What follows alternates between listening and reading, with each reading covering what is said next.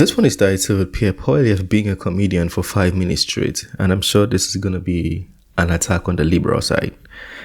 So it might not be funny for some people. That's basically what I mean. Almost imagine the conversation between the Liberal Intergovernmental Affairs Minister, who was found guilty of breaking the ethics law, and the Prime Minister, who's twice been found guilty of breaking the ethics law, saying, how are we going to quit getting found guilty?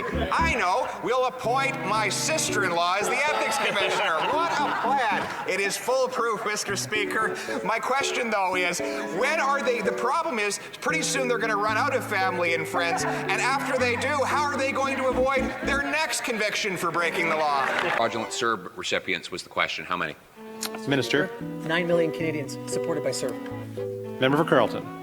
So the only number we're getting was 9 million when I asked how many people took the CERB that didn't live in Canada. If 9 million isn't the right number, which number is? Speaker, Minister. maybe the honourable member would like to know about CEBA that helped over 898,000 small businesses survive. Member for Carleton. Why is the minister hiding the true number of people not living in Canada who got the CERB? Minister. Following a steep decline of 27% in the first half of the 2020, corporate profits rebounded to 61% above pre-pandemic levels. Member for Carleton. Could we replace the minister with a cassette tape that we could just hit play on? I guess that's a question for the minister. Minister. Mr. Speaker, I'm sure there's all kinds of technological advancements available, but I can tell you that the wage subsidy helped over 450,000 employers. Member for Carleton. You see, that's the thing though. Like, why are they having these kind of conversations? Answer the question. It should be, I ask the question, you answer, then you ask me, then I answer. But all this loop thing. 5.3 billion.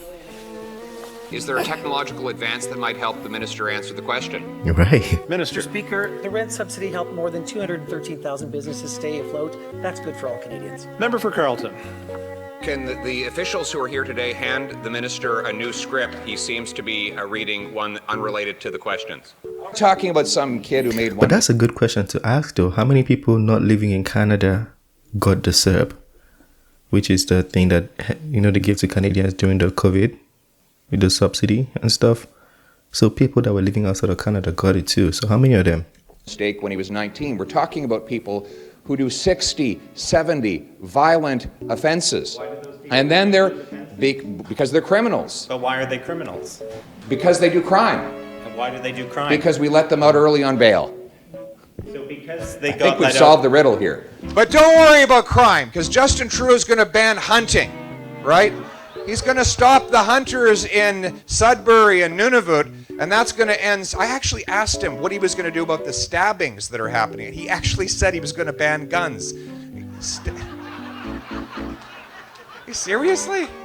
Is he going to ban butter knives? Important for the honourable member across the way to understand that our government helped 9 million Canadians who lost their job through the CERB. Carleton.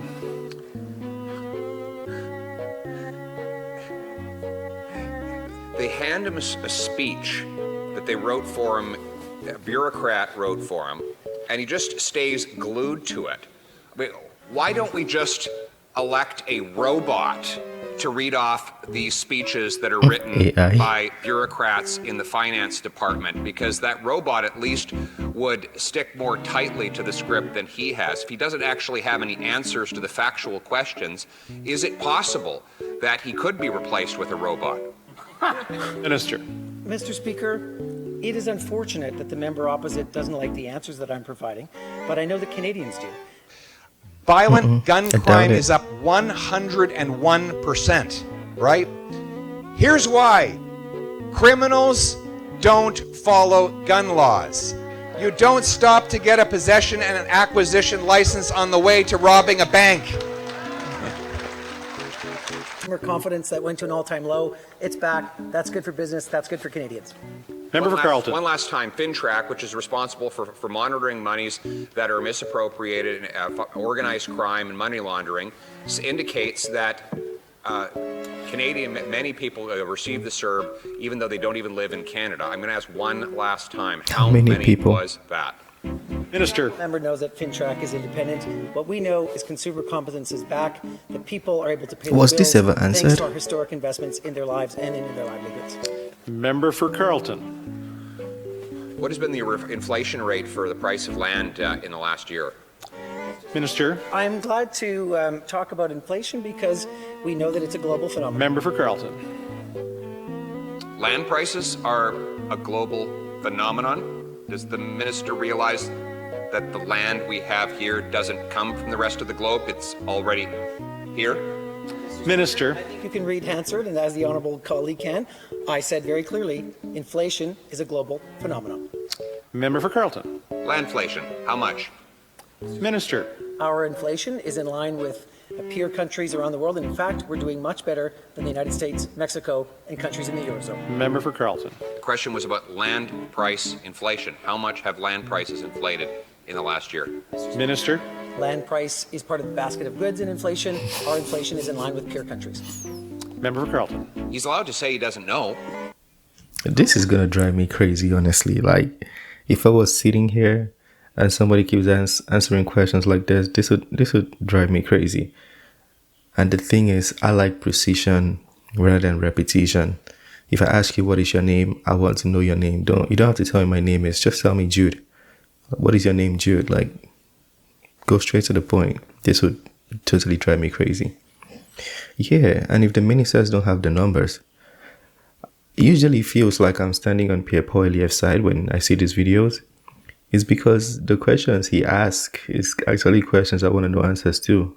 Yeah, that's me being truthful. I really want to know answers to those questions because it seems like they are good questions. So yeah, if the minister doesn't have the answers, then who does? Who should we go ask the questions to? Or does he have the answers and doesn't want to say it? If that's the case, then there's something fishy, definitely in the government. Don't know. Anyways, let me know what you think about that. The video is titled Pierre Poilievre being a comedian for 5 minutes, but I promise you that was not even funny. Like, those were real situations, because every time a money is misused, that is a Canadian not feeding. We can just assume that is a Canadian's pocket that is hurting. That's the truth. Anyways, let me know what you think. Share your thoughts, smash the like button and subscribe, and I'll see you on the next one. Peace.